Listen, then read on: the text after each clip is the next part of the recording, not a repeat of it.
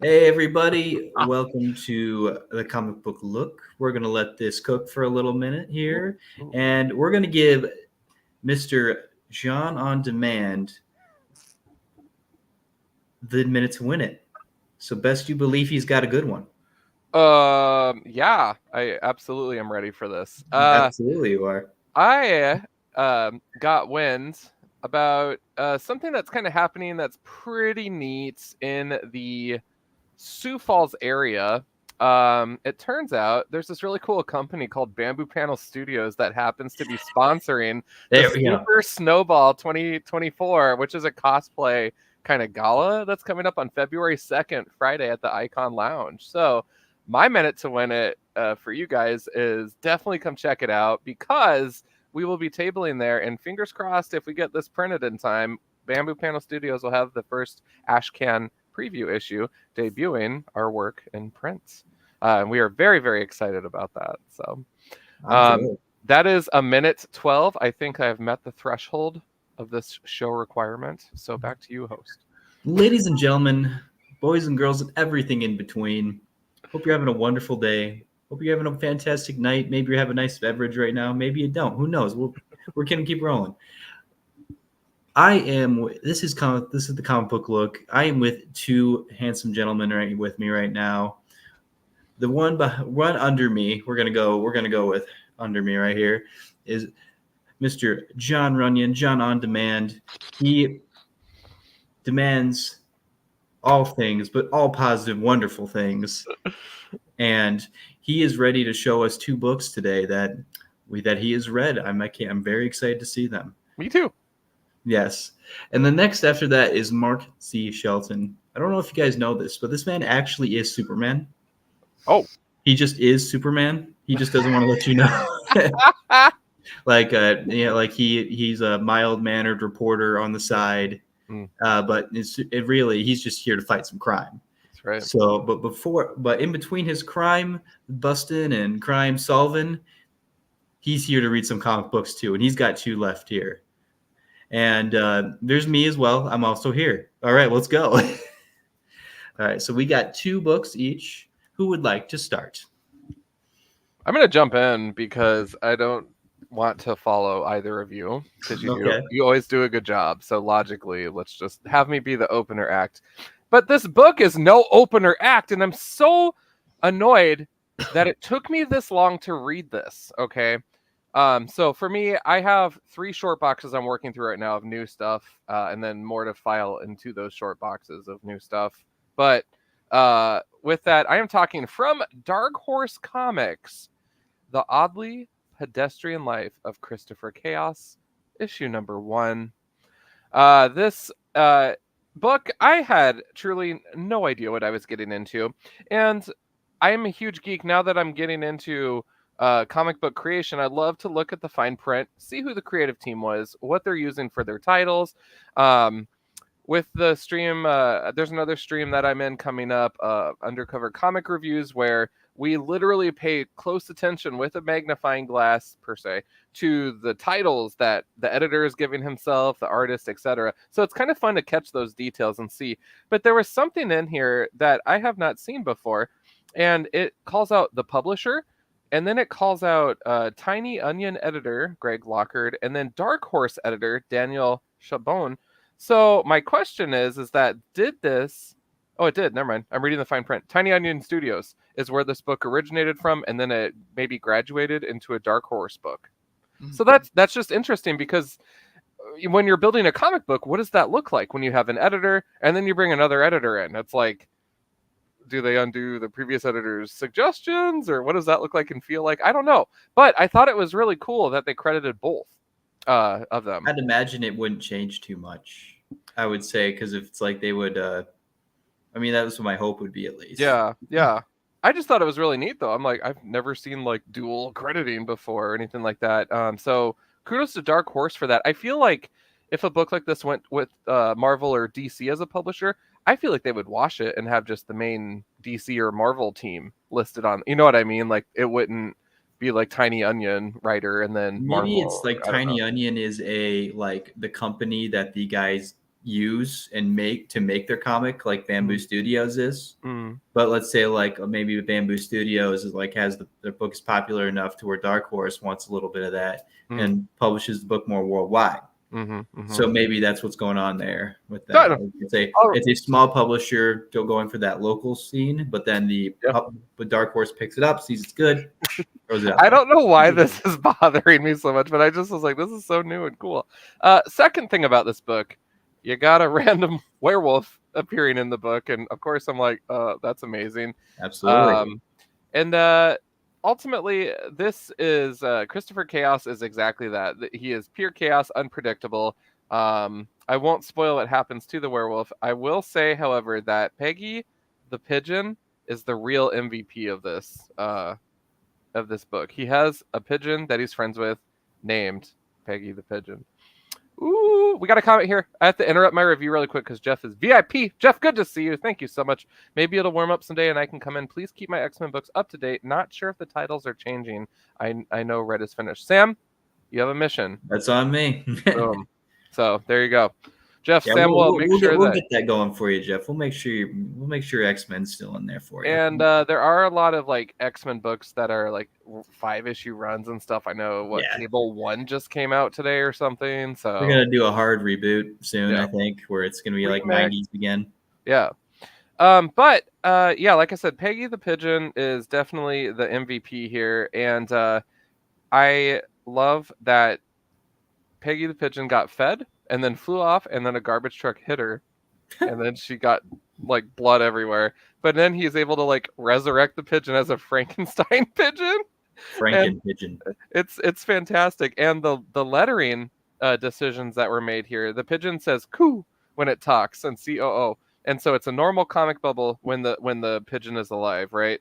But when the pigeon comes back, they use this just hilarious like black jagged line kind of bubble. That's kind of it's just the funniest choice ever, and so I get such a kick out of things like that, and it just has the most derpy look on it. The book ends with a cliffhanger. Someone sees the pigeon, and it appears he's not from town himself, and the only real indication you get, aside from what clothing this new character is wearing on the last 2 pages, is actually from the box that is talking about to be continued. And it gives away more information about the character than you actually get from reading the story, which I find kind of hilarious, but it's also kind of fitting for the book. I'm glad I checked this out, though. It is a lot of fun. I think that the writing and artwork married well together here. And just a lot of those little details that I lifted up, I just get such a chuckle out of. So would I read the next couple of issues? Yeah. We're dealing with, technology, chaos, life approach. Main character is just amazing. So I would give this a strong 5 out of 6 beers for sure. I'm glad I gave it a try. And I will, if I see issues 2 onward in the wild, I'll probably be scooping those up. Does that kind of have like a Tim Burton-esque feel? So it does make you think of Frankenweenie a little bit. Yeah. But like the name too, it's like it just sounds like a weird like Tim Burton-esque thing. Yeah. Let's say too that Tiny Onion in that James Tinian's that's right. Yeah. No, because it's based on his ideas, is what it says. Yeah. So the script was written by someone else, but it was just okay. Tinian's like, I'm writing way too much. Here's an idea. Why don't you just go write that? Okay. Heck yeah. So awesome. That is my first book. I suppose I think Mark's gonna have the best choices here. So I think I'm gonna go next, just so we don't have like a weird like shaky foundation here. So my next one here is going to be Superman, number 10. This just came out. Frankly, just look at that cover first and foremost. I'm not mad about that cover. Just look at that cover. Pretty you see this cover and you know you need it. That's all it is half the time. But basically, this is the continuation of Williamson run on Superman. I don't know what this dude like made a pact with the devil or something, but for some reason he just knows and writes a really good story, even if it's like characters that you maybe not think he would be pretty good with. Like, I'm not saying he wouldn't be good with Superman, but like he's written 10 million books at this point for DC, and all of them have been pretty all right with me. There's not been one that I've disliked. So like I don't know what that man has been cooking or what has he been eating, but he's been writing some really good stories, and Superman is no exception to that rule. This is basically the story in this. I have not read this one yet, but the preamble to it is Superman is blasted, and he was fighting a character named the Chained, and he is perceived gone or dead, or whatever you want to go with. But instead, he finds himself in the Old West as a cowboy superhero type. And first off, that's just a very fun idea. It's kind of clever. Takes him off the board, so you can start like what else he was working on with Lex Luthor and his family and Lex Luthor's enemies. Very fun. Odd thing I noticed about this though, this isn't a dig. This is more of just an observation I've had. Both Batman and Superman in the current runs they're having have been blasted, perceived dead, but went into a different dimension or time. Because Batman did it in the Zdarsky run, where he went to that other multiverse where there was no Batman. Did you guys read that one? No. Yeah, where it's just like he makes a Batman suit out of garbage and he brings it all back in. It was a fun story. This is what if it's with Superman and he goes back to the cowboy days? That's still a cool idea. I would like to see Superman in the cowboy setting. That is cool, but I just happen to notice that they both did that. Yeah. So, and maybe it's just parallel thinking, but just happened to bring that up. So yeah, Superman. It's the art is fantastic. Williamson is doing a fantastic job writing it. A lot of it is stuff you may have seen already, or just additions onto things that you already know. But it's Superman's been around for almost 100 years, guys. You're not going to get completely original ideas every time. As long as it's a fun story, I'm down for it. Superman, it's been great. Shout out to that cover too. Yeah, I know, right? It's perfect. That's ferocious. Yeah. So that's my pick right there. Well, cool. Coming right off of you, same writer, Joshua Williamson, but from Image Comics. We've got Cobra Commander infiltrating your comic shops today. Cobra! It's just so glorious. This had been a preview in all the Intergon comics I've been reading. You'd get 2 or 3 pages of this comic, and it was so good. And every time I would read the preview, and I'd already read it, I would just keep reading it. It's like, man, that's going to be so good. It did not disappoint. I absolutely loved this. Gives you a little bit of an origin story about Cobra Commander, and he's just as ruthless and sinister as you would want him to be. I know in this run, they don't want to make him as so buffoonish as he was in the cartoon back in the 80s, where he's always retreat, and all that stuff, which is awesome. But they want him to be a little more serious in this, and they just delivered the goods here. There's a lot of lore to the G.I. Joe universe and Cobra, and a lot of nods to some of the older stuff, but I think it's also very jump-on friendly as well. And it is tying in with Transformers and then the Void Rivals. So and the Regeneron universe or whatever it's called. Yes. Yeah. But it's phenomenal. I loved the Duke solo series. This is just gonna be 5 issues. Duke's gonna be 5 issues. And of course you got the G.I. Joe going on and Transformers, but can't go wrong with this. I absolutely loved it. Loved that cover. Stoked for more. I love that they're linking those all together too. I love that. Yeah. Yes. Can I ask a question about G.I. Joe? Yeah. Because I don't really know hardly anything about G.I. Joe. It really was just I think I've seen 2 of the movies and that's about it. They're they're kind of dope scenes, the Snake Eyes scenes where he's fighting those ninjas on the mountain. That was dope. That was good. Yeah. Why does he wear the mask?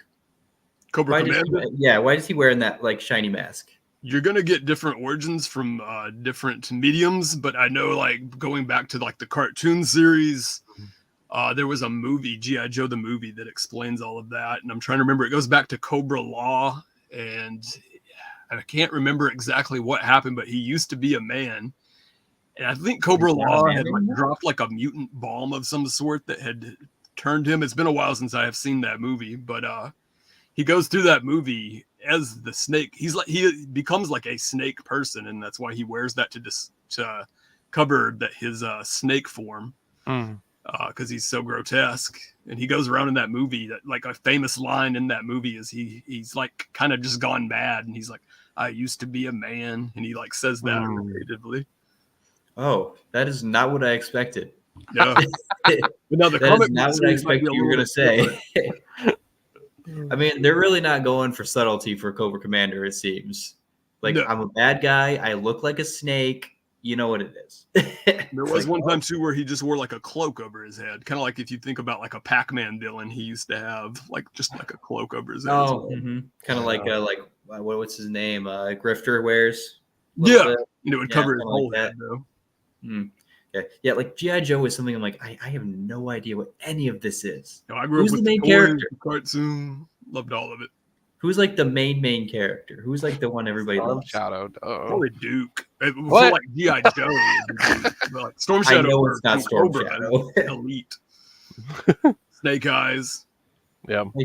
The one seems like the ones everybody loves are like those side characters, like Snake Eyes who doesn't speak. Until they did in the movie, I guess, ? I didn't see it. Or like there's Duke, but like Quick Kick. I don't know if Channing Tatum really did him justice. I don't know. The Rock just played The Rock. And he just probably put a name on him. I don't know. Wasn't he supposed to be Roadblock, I think? I think he was supposed to be like Roadblock. I don't know. Like it was a huge character. It's a fun movie. It was a fun movie, but I just don't feel like you just got the feeling like people didn't really worry too much about like what the source material was with these, were they? Not really. It's very, very loosely interpreted. I don't hate those movies, but they're nowhere near as good as like the original cartoon. I used to watch that every day when I'd come home from school in the afternoons. Yeah, it's just I might be showing my age with that one, but I've never seen that show. And like the reboots they made, I never seen those either. Have you ever seen like where they take old G.I. Joes and like dub over their voices, like the old cartoons and like I haven't seen those. Those are like some of the best, dude. Yeah, that's pretty funny. Mark, that Dr. Mindbender. Yeah. You should totally Halloween that sometime. Who's Dr. Mindbender? Have you seen Dr. Mindbender? No. Oh man. He's a Cobra agent, and he totally looks like Mark, and it's the best thing ever. I can show you really quick here. Yeah. What? Look at that. It's perfect. Dude. Yeah. I love this. It's like I want to wear a trench coat, but the trench coat will cover up my sweet abs. And I can't also wear sleeves. So, that'll cover up my shoulder, so I need just to wear just the I use more mousse in my mustache than I love that character. That's great. There you go. I love that. Halloween. Does he have, mental powers or something? I think he probably does, or he just does hypnosis or something weird. I don't know. I haven't watched G.I. Joe in forever, so I don't know. He's like a right-hand man to Cobra Commander, basically. Well, they all are trying to be. That's the funny part. Like Destro or whatever his name is. They're more. He is, but then they kind of have their own ideas and struggles for power. Destro's kind of gone his own way now to lead his own team. So he's the Starscream of this universe, where he's just like, I will will take over. Wild. Yeah. Blair had a really good question. When is this cosplay coming to life? Who knows, man? I'll have to do more than cardio at the gym, apparently. I mean, I feel like October is coming up, Mark. So I have to hit the weights. Oh man! Shout out to Dr. Mindbender. Yeah, thanks for humoring my just like, what is G.I. Joe? Oh yeah, man. Yeah, I have it's completely new to me. So whatever, John, it's whenever your book is the ball's in your court, my man. Oh shoot, yeah, sorry. Well, up next, my second book I read. This is a random book. So when I was at Rainbow, I would often just go out in the sea of boxes when I'm on a mission for learning about characters. And one of those characters was actually a Marvel team called Tiger Division. And so I actually came across this Black Cat Annual introducing the Tiger Division, which I presume probably came out before that miniseries did that I fell in love with. So it's really dumb because I read their limited series first, and then I read this. The story, all in all, it wasn't anything like mind-breaking or anything like that. For me, I was more giddy with Glee, just seeing the new characters and how they presented them, except Lady Bright is the name of, she's a gal that works with a magical deck of cards, and she's part of Tiger Division. But in here, they called her like Auntie Aim or something instead. So they changed the character name after that to Lady Bright in the limited series. So I thought that was really interesting because usually Marvel's really good at like developing these characters a little bit and then just rolling out that limited series and being like, yep, they're marketable. They even did it with Alpha Flight back in the 80s. And so they had members of Alpha Flight appearing like an Uncanny X-Men Machine Man, and then, you know, some other things too. And then boom, Alpha Flight #1 happened. So this was really an interesting read, though, just to kind of see the characters. Not a lot of like breakthrough moments for the characters, but it's also really hard to do that when you have a team of like 6-7 people, plus it's a Black Cat book. So I came into it maybe with expectations up here, and they were kind of down here more so. But if anything, I was entertained, and I was really glad to check this out. I don't read a lot of Black Cat either. So it's kind of fun to check in with that character and see, you know, what a day in the life is like with Felicia Hardy. Kind of an interesting combo of characters, because is she just in South Korea or something? Yeah, or... she decided to take a vacation and got stopped by White Fox. And there was a moment, too, where Black Cat was like, can I just call you Whitey? And White Fox was like, no, that's not a great nickname. And so it was kind of funny in that regard. Yeah, I was like, oh, okay. So the writing was kind of like, like, I don't know here. I don't know. But maybe it was on purpose. I don't know. It was this book. I wanted to love this a lot more. If you're interested at all in Tiger Division, it's definitely worth a look because they don't have a lot of appearances. But with this book, if I were to give it the old ACBL beer rating, I would probably regrettably have to do a 3 out of 6 just because 1, I'm thirsty, but 2, this book left me a little parched for maybe more compelling story. So I was actually kind of intrigued by them one time. I was like breezing through the books myself, and I was like, what is this series? Because the only time I've read anybody of Tiger Division is when that like contest of champions or contest of people fighting each other by Agatha with Agatha. Oh, I haven't even read that yet. Yeah, I have. Yeah, like she's like the Superman like character. What's his name? Oh yeah, starts with a T. I have no idea, but it starts with a T. He fights Moon Knight in it, and like this doesn't like, and I had no idea who this character is, and so later I learned that he's a Superman analog with the 10 millionth one Marvel's done. Yeah, and he's fighting Moon Knight. Moon Knight's like, well, Moonblades, and just bounce, and goes like, ooh, you're a good guy, right? Like, yeah, I'm a good guy. You know, why don't you just have it then? Okay, I'll just go with this way. And it turns out like that was a bad move, and like Agatha takes over the Superman analog, and now she has a Superman. It was kind of a fun story. It was a cool fight. His name is interested by them. They're kind of. His name is Taeguchi. Tenguki? Yeah, Taeguchi. Is his name. But yeah, he's definitely like a super. They literally called that out in the book. So okay, so that 4 out of 6 beers, because the writer, I do remember laughing about that. The writer literally had Black Cat say, "Oh yeah, he's like Korea's Hyperion, right?" And they were like, "Oh no, we think of Hyperion as America's Taeguchi instead." So it was that's kind funny. of a call out of similar trope of character, and I thought that was kind of funny. So. Yeah, they just like Marvel just really loves to make themselves a Superman analog they will forget about in 2 years. Bro, they're like, hey, you remember the Sentry guys? Let's have them another 4-issue miniseries that gets canceled. Oof. Hey, do you want a Hyperion thing? How about 5 issues? Should have kept Dark Avengers going. That's the only time. Sentry just keep going. Like, if you want the Sentry to work, you have to put work into him. You can't just hope he works. Yeah. All right, that's a soapbox for Sam right there. Everybody. Boom. That is my book. Well, awesome. So I guess I'll go next. Mine is Wonder Woman 5. Ooh. This is a variant cover. I don't normally get variant covers, but apparently this was a very popular book today because I went to the shelves. I always let the customers go get their books first because, I'm not like, there'll be books next time. I'll get them later. But this was the last Wonder Woman one that wasn't $20. So I was like, well, yeah, let's go with this one. But I don't know about you guys, but I really I fell in love with the 4th issue of this series.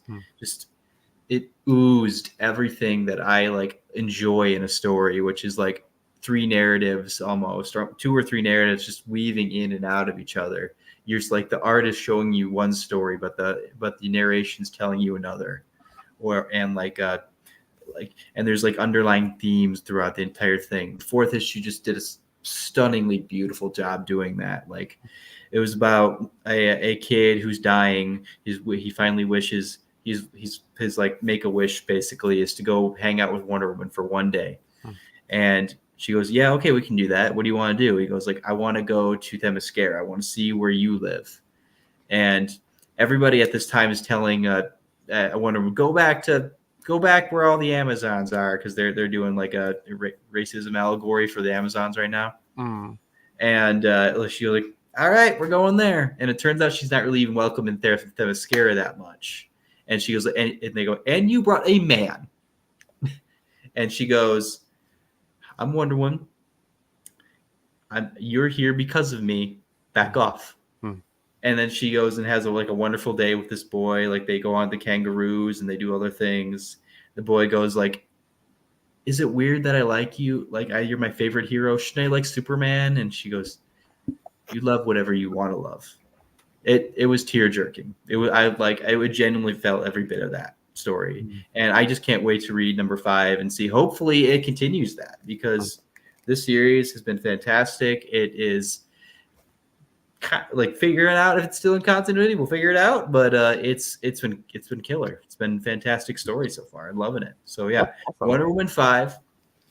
If you love Wonder Woman and you're going for a more mature take on the character, this is probably something you go for. If you're kind of going for more a jovial, pleasant, positive take with Wonder Woman, yeah, maybe not your thing. This is a bit not that. This has got a lot of adult themes going on in this one, especially that first issue. So I would definitely recommend this if you're feeling have a more mature take on Wonder Woman. Very great. Is that still Tom King writing that? Yeah. That's awesome. Yeah, it's fair. And if you don't like Tom King, I know he's got his naysayers. You probably won't like this book either. It's everything that he does that people in a book. So, but if you do like that, well, this is gonna be your favorite book ever. Chad is checking in with us here, saying, "Hey guys, sorry I'm late. I had to beg and board a collection I bought." Chad, I am no stranger to that process. I am so sorry. And I have a lot to do myself, as you can see. So I definitely feel your pain, but thanks for showing up tonight. Absolutely. All right, Mark, I believe it is your turn. Cool. I think this one came out beginning of the year as a 2024 release. I can't remember if it came out last week or the week before. But issue 5 or something, right? Transformers 4, I believe it was. 4. Yeah, it's the most recent issue of Transformers. It did come out this year, though. But series has just been phenomenal, and it just hasn't let up any steam. It just keeps getting better and better. Daniel Warren Johnson writing it and doing the artwork. If you knew him from Murder Falcon, he also did that really cool Wonder Woman story. Do a power bomb. Was it called he did that as well? What? Yeah, he did that. Well, he also did do a power bomb, but yeah. What was the rest? It was called Wonder Woman Dead Earth, I believe. Yep. Oh, yeah. Sure. But he did all those, but he's just rocking this series so much. You can just tell the love he is putting into this and the heart that he has for these characters in this universe. And then he just that heart he has for it. He the humanity that the Transformers, the Autobots show towards the humans. And then just the total evil nature of the Decepticons is just phenomenal. And it's just so much just killer comic book action in this right here. And even in the letters column, he gives his history of how he became to love the Transformers, and it just, even if I hadn't read that letters column, it's just so evident in the way he writes this. You can tell this is someone who really cares about this franchise and this universe, and couldn't be in better hands. This is just a phenomenal comic book, and I'm just ridiculously loving it. I don't think I gave a rating to either of these, but not trying to give everything a perfect score, but these are both 6 out of 6 beers. I mean, I got to keep it real. These are just perfect. Boom. Perfection achieved. How about that? I suppose I didn't rate mine either. Yeah. Whoa, yeah. So what the heck? I would say Superman is a good 4 out of 6 beers. And the cover itself? It's 7 out of 6 beers. Okay, just checking. Okay. And Wonder Woman is 5 out of 6 beers. That's cool. Yeah. Well, heck yeah. Did anyone have a chance to check out the old Echo on Disney Plus? I don't have Disney Plus, sadly, so I have not seen it. Okay, gotcha. Well, have you seen it? We definitely watched it. Definitely have some thoughts on it, but we'll chop that up after folks have a chance to watch it. No rush on it. So Blair had a chance to see it. Blair's with me. Boom. That's right. Did you like it, Blair? Let us know. Let us know, Blair. Did you guys happen to see that the Netflix shows are officially fully canon now? Yeah. Oh, cool. That's pretty cool. Like, I'm questioning all of them. Because I could see you wanting to put Daredevil in, of course. Right. We could see maybe throwing Jessica Jones in there and Luke Cage. Mm-hmm. But do you want to put Iron Fist in there? He's I don't Defenders in all those though. I mean, yeah. I remember watching that show and I went, this is probably one you could redo. Because I didn't like that show. I don't know. Did you guys enjoy Iron Fist? I didn't even watch season 2. I didn't mind it. However, I don't know that I watched Iron Fist, but I haven't watched the later seasons of like Jessica Jones, Daredevil, all that. I truly am not doing myself a service by watching Echo first in regards to Kingpin. So part of me wants to go back and rewatch it, but then it's a game of time. Like, when do I have a couple of hours or days to do so? So we'll see. Mark, have you watched any of the later seasons of Jessica Jones? Yes, I have seen all the Netflix. All 3 of them, except for was Agents of S.H.I.E.L.D. Was that a Netflix? No, that was like an ABC thing or something. Yeah. But I've seen all the Netflix Marvel. What about The Punisher? Was that good, Mark? Did you watch I that liked it, yeah. Yeah, I haven't watched The first season was very good, and the second season just felt like the first season again a little bit to me. No. But it was still a good season, and I'm glad I got another one, but I didn't feel like it got actual Punisher until like that final episode. Yeah. No. But Jessica Jones, I wanted to bring it up, was purely because if you guys like those later seasons, that poor woman, literally everybody she cares about gets wrecked somehow. Whether they do it to themselves, she does it to them indirectly, directly, or some just like magical thing happens where it just ruins them. I will not like spoil things if you want to watch it, but like it is like one of those shows that once you're done watching it, you got to go outside and like think about your life for a minute. Because it is a rough show sometimes. Like, was it Purple Man? He was in season 1 of Jessica. Season 1. Shout out to David Tennant. He was like, I mean, technically his character like returns in like flashbacks and things like that, but he's the villain in season 1 only. And then it's the show ended in like 2018. Am I allowed to spoil some things? What? I don't think John's even seen it, right? I'm not even ready for this conversation right now. All right. Come on. Like there's some things in it like okay, family ain't safe. And you definitely like the villains are just the worst. they're like awful people. Like, okay. I thought you meant they were poorly portrayed. No, they're pretty scary. Okay. I would say like if you're going to like say it's like Fool Killer is the villain in the third one. That's interesting. And he is nothing like he's in the books. Like he is just a psychopath instead. They just put they just gave the name of Fool Killer to this dude. But it's like it's a show that's very good, and it's really good noir, but it's also just very like tiring to watch at times because it's so like harsh reality. Like, feel bad. This is what humanity is. The seedy underbelly. This is what truly humanity is. Feel bad about it. It's like, if you like that kind of thing, you're gonna love that show, like me. But you're also gonna have to go outside and think about life, contemplate things for a minute afterwards.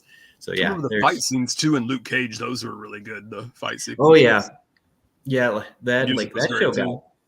I never caught the end. I never caught the second season in full, but like that show got good. Yeah. Well, Sam, you mentioned the Fool Killer. I just have to lift up the most supreme appearance of this character is in a very profound series that we have yet to review, boys. Yeah, so we gotta do that soon. And that's literally the first time I've met this character. I didn't even know there was a normal Fool Killer in like the old Marvel stuff. This is the only time I've met him formally in my reading. So Killer 2099. He is not deserving of a 2099 variant. He is hardly a character at this point. Catching up on comments here. Blair, just in regards to Echo on Disney Plus, said she loved it. Thank you, Blair. Yeah. Chad's checking in. Here's just saying, I love the new Spidey 2099 with Werewolf by Night 2099 came out today. Looks like it had some fun I was going to covers. ask you about that, Johnny. Have you heard of that? And then Chad said Punisher first season was amazing. Second season was bad. So Chad has his PhD in the Punisher thing. Yep. Professor Punisher. Yeah, Professor Punisher. He did not care for Punisher 2099. So I love ruffling his feathers and saying that that's actually better than the main Punisher books. And then he'll get really mad at me. Yeah, don't you dare. Yeah, but I do like just poking the bear sometimes. But the Spider-Man 2099 books with Dracula was it previously, and wasn't there one before that too? That came out with Moon Knight or something, the Moon God or whatever it was. I don't know. So those are coming out. I am having those set aside for me. I'll check them out at some point. I'm excited. I'm just that. My reading right now is like, woof, so I'm just kind of taking my time there, but I'll definitely be scooping them up for sure. Got to look into the future of all things scary, so absolutely, I'm excited. Absolutely. Yeah, there's a lot of good stuff right now, though. Mm-hmm. Speaking of all things scary, did want to lift this up. This came out, Haunted House, A Love Story, issue number 2. Not read it yet, but definitely, if you're not reading this, go check it out. Good Shout friend out to of the show. Mm-hmm. Good stuff. Fantastic little story. That first issue was butter. It was a great interview. That's all the news I had, I guess. Just so you guys know, Comics by Night is coming back. We are going to be opening the crypt door again here soon. Work for new job has been absolutely crazy. I've been learning all the things and working with real life superheroes, and it's been a lot of fun. And now that I'm starting to kind of get more of my head wrapped around everything that's going on, it makes it easier for me to kind of section out my time, and then that way I'll be able to do more fun things like this. So definitely stay tuned for that. So it will be returning hopefully in the next week or two. And we'll be reviewing some more spooky reads, which I'm excited for. Can't keep these flowers out for nothing. I mean, they're getting a little hungry for books. So, but yeah, other than that, I will say, I know Tom's not on the show tonight, you guys, but Tom has been working on something really freaking epic for this channel. And we are so excited to share it with you guys. And Mark is the first person to get his part in it completely done. So shout out to Mark for doing his homework. The rest of us are very tardy with our we're a bunch of lollygaggers. That's what we are. / really bad weather in the Sioux area. But we're looking forward to that. And Johnny by Night. Johnny by Night. I'd read it. Johnny by Night 2099. I'd read it. 2099. That's right. I want to make a t-shirt now that has that with like the Johnny in like the werewolf font, and then by night, and then 2099. And then wait, hang on. Ultimate Johnny by Night 2099. At least do uncanny. Let's get a good one. Uncanny Johnny by Night 2099. You put dark at the beginning too. Yeah, dark uncanny. Oh man. That's fantastic. Well, It Matt, sounds like a weird, like a sports play now. Dog, Kenny, Johnny, go. go.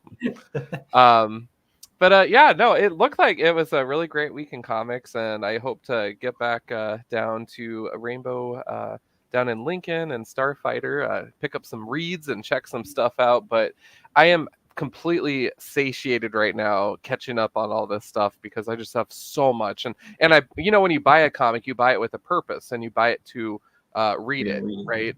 And so I'm trying to just hold myself to that of, okay, let's get through these 3 short boxes and let's get this volume down here. So I am beyond giddy though, because I definitely had some good picks and a lot of really cool covers. I'm like, damn, I have good taste, But I'm excited. So I'm frankly a little jealous. Why? Well, like, I really love staying topical and like keeping up on what's going on with the books, but yeah. I also live in Whim City, where Whim City, where you could just like whatever book you're feeling at that exact moment, you go pull that one out. Doesn't matter why or when, just that's why like I love Whim City. So I'm kind of jealous about that because I feel like no, I gotta stay up on top of things, man. No, it's definitely been a lot of fun though, for sure, and I am just so excited for things to come with all of that. But I did want to show you guys something kind of cool. At the start of the stream, I did mention that there is a new project that will be coming out late January, early February. And this one it's a kind of a focus stream where Sean and I will be reviewing Alpha Flight Volume 1 as well as other series. So this is our logo that we just had whipped up. And it is fantastic. And so shout out to Travis Bentley on this one. But that will be coming along shortly. And we already have the first 4 episodes filmed. So we do ours recorded and do them in batches, so that way we can boop and put them out that way. But this will be catered strongly towards Alpha Flight fans. Volume 1 is where we're starting at, and that is 130 issues-ish. And so that will keep us busy for a while. And we are will just each episode just be like an issue of Alpha Flight? And will you do it weekly, or when will you release them? Weekly, steady drip. Very cool. Yep. So definitely looking forward to that, but I love that logo. But if you guys think that logo is cool, wait until you see what's coming up for a comic book look, because Tom is not slacking here, and we all came together with these ideas, and we're very excited to share them with you. So absolutely. It's gonna be a good time. Yeah.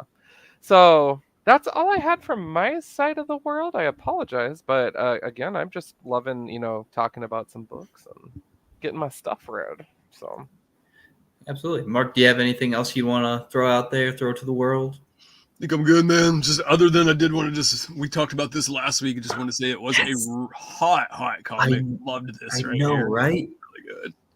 Oh my God. That was so much fun to read. I loved every bit of that, man. Top notch.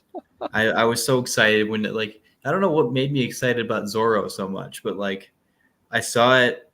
The creator was amazing. Has been really putting out some really good stuff. I threw caution to the wind, and the wind took me on a wonderful ride. Yeah, that's a fantastic book. Blair had a really good question for us. Why aren't you guys wearing your capes? Because holy crap. Bro, it's there's a lot of things happening right now and stuff. And I'm humbled to be a part, of this. I'm humbled to be working with all these awesome projects and all these awesome streams, and with all the support I got for Comics by Night and everything too. And so it's just, it's crazy. It's a lot of fun, and we're just rocking and rolling. So, but again, I just want to give a quick shout out SuperCon. We have the upcoming SuperCon Snowball 2024. It's a cosplay gala, so come as your favorite character or come as you are. We will be there tabling. We will have our very first Ashcan preview issue there, and Randy and I will have our loud colored paint pens to sign. It'll be a lot of fun. And then we have projects that are just moving and shaking right now like crazy. And the moment that book 1 is done, then the project that Sam is involved with is going to go warp speed, and that one will be done. And then we're just can't wait after that. So it'll be fun. So Awesome. Yeah. So I suppose unless anybody else has anything else, I'm going to close up the show tonight.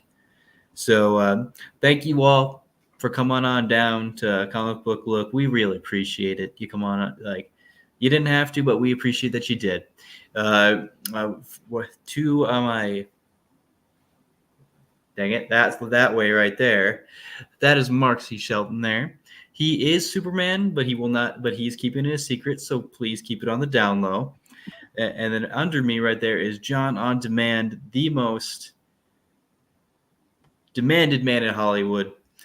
Every movie asks for him, but he says no to all of them because he is too good for them. That's Oh, thank you. Yeah, that's right. He can't. No movie is worth it.